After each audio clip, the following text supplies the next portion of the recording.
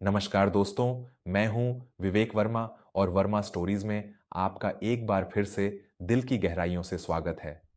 प्रेम, दुनिया का सबसे पवित्र और गहरा एहसास।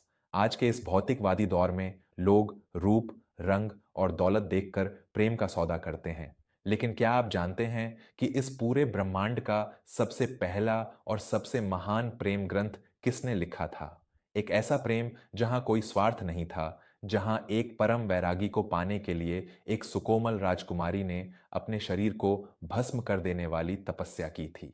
आज की कहानी कोई साधारण कहानी नहीं है, बल्कि यह देवों के देव महादेव और आदि शक्ति माता पार्वती के मिलन की वह असली और अद्भुत दास्तान है, जिसे सुनकर आपके रोंगटे खड़े हो जाएंगे और प्रेम का असली अर्थ आपकी आत्मा में उतर जाएगा। अपनी आंखें बंद कीजिए और महसूस कीजिए उस दिव्य काल को। सती के आत्मदाह के बाद भगवान शिव जैसे पूरे ब्रह्मांड से कट चुके थे।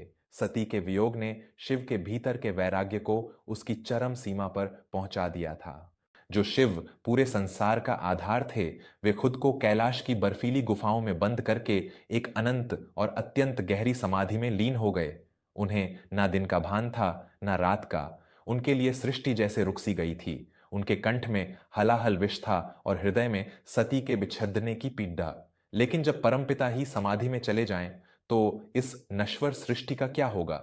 उसी काल में तारकासुर नाम के एक महाभयंकर और क्रूर असुर ने कठोर तपस्या करके ब्रह्मा जी से एक वरदान मांग लिया।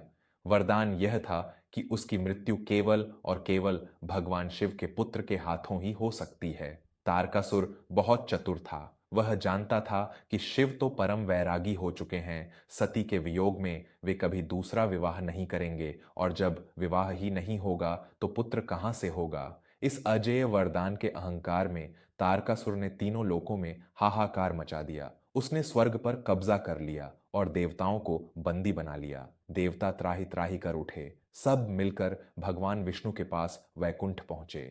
तब भगवान विष्णु ने मुस्कुराते हुए कहा कि आदिशक्ति को ही पुनः जन्म लेकर शिव को समाधि से जगाना होगा, क्योंकि शिव को सिर्फ शक्ति ही पूर्ण कर सकती है।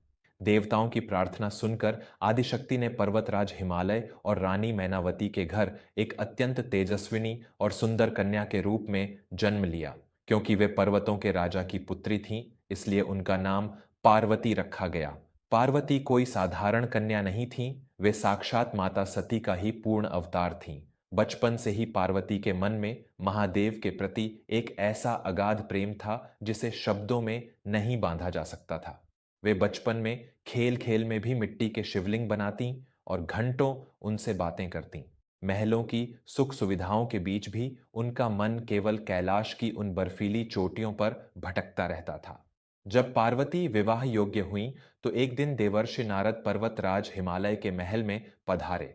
उन्होंने पार्वती की जन्मपत्री देखकर हिमालय को बताया कि पार्वती का जन्म केवल महादेव के लिए ही हुआ है और इनका विवाह शिव से ही होगा। पर्वतराज हिमालय ने पार्वती को कैलाश पर भगवान शिव की सेवा के लिए भेज दिया। पार्वती रोज सुबह वन से सबसे सुंदर पुष्प चुनकर लाती, पवित्र नदियों से जल भर लाती और समाधि में लीन महादेव के चरणों को धोकर उनकी पूजा करती। लेकिन शिव तो अपनी ही दुनिया में लीन थे। उन्होंने आंखें खोलकर एक बार भी पार्वती की तरफ नहीं देखा। देवताओं का धैर्य जवाब दे रहा था। तारकासुर का आतंक बढ़ता जा रहा था। इसलिए देवताओं ने कामदेव, प्रेम और आकर्षण के देवता, को शिव की समाधि भंग करने के लिए कैलाश भेजा। कामदेव ने छुपकर अपने काम बाण शिव के हृदय पर चलाए। बाण लगते ही शिव की समाधि तो टूट गई, लेकिन उनके भीतर एक भयंकर क्रोध जाग उठा। शिव ने अपना प्रलयंकारी तीसरा नेत्र खोला और देखते ही देखते कामदेव जलकर भस्म हो गए। शिव ने वहां से अंतर्धान होकर किसी अन्य एकांत गुफा में अपनी समाधि लगा ली। इस भयंकर घटना ने पार्वती के मन में एक बात बिल्कुल स्पष्ट कर दी: महादेव को रूप, यौवन, आकर्षण या शारीरिक सौंदर्य से नहीं पाया जा सकता। एक परम वैरागी का हृदय केवल त्याग और असीम तपस्या से ही पिघल सकता है। पार्वती ने अपने राजसी वस्त्र और सारे बहुमूल्य आभूषण उसी क्षण त्याग दिए। उन्होंने वल्कल पेड्डेच की छाल के वस्त्र धारण किए और गौरी शिखर नाम के एक अत्यंत दुर्गम पर्वत पर जाकर कठोर तपस्या शुरू कर दी। वह तपस्या कोई साधारण तपस्या नहीं थी। पार्वती ने पहले कुछ वर्षों तक केवल कंदमूल और फल खाकर जीवन बिताया। फिर उन्होंने फल छोड़ दिए और केवल जमीन पर गिरे हुए सूखे पत्ते खाकर अपनी तपस्या जारी रखी। कुछ वर्षों बाद उस सुकोमल राजकुमारी ने वो सूखे पत्ते खाने भी छोड़ दिए।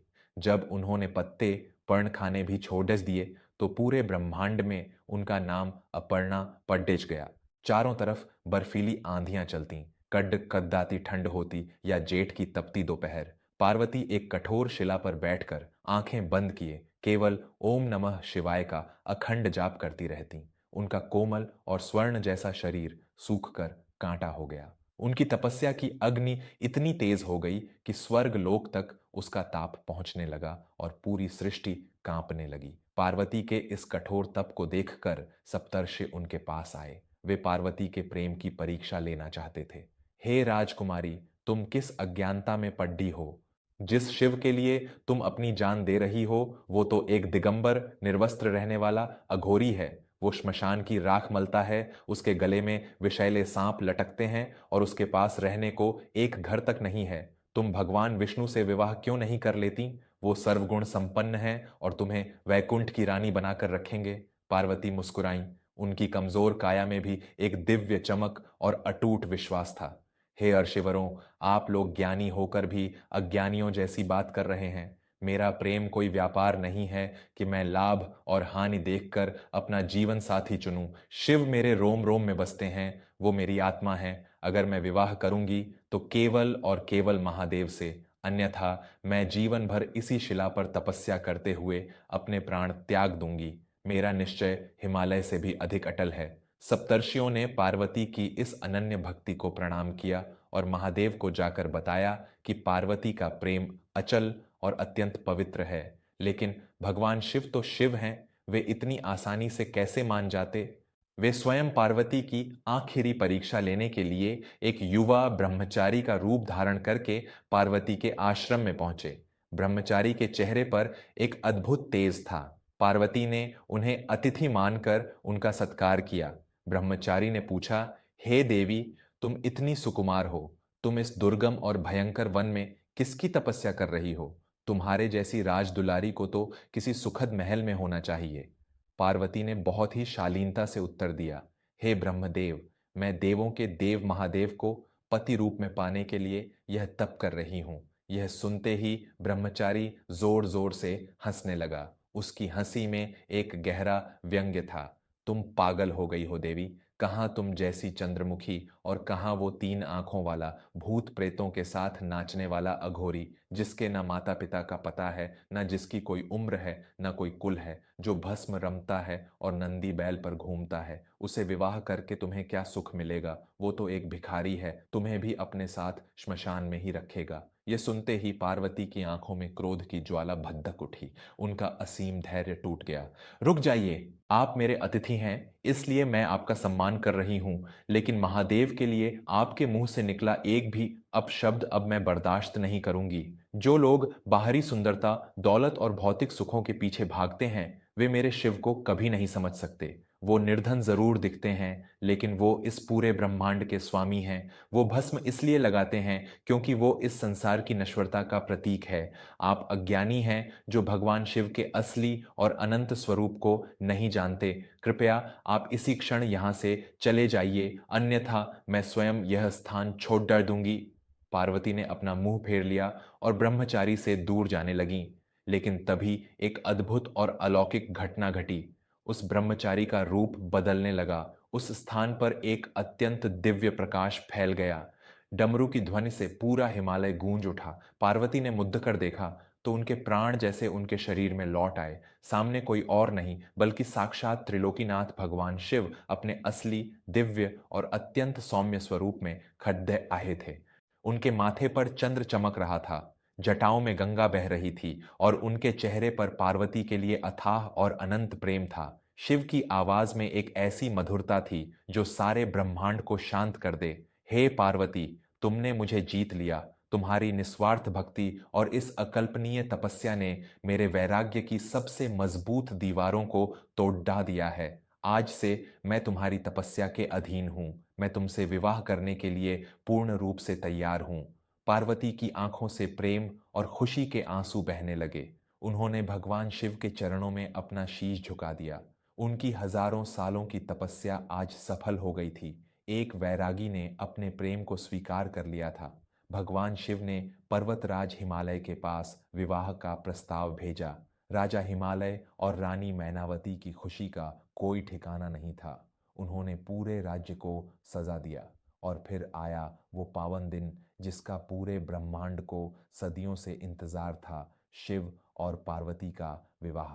यह कोई साधारण विवाह नहीं था, यह पुरुष और प्रकृति का मिलन था।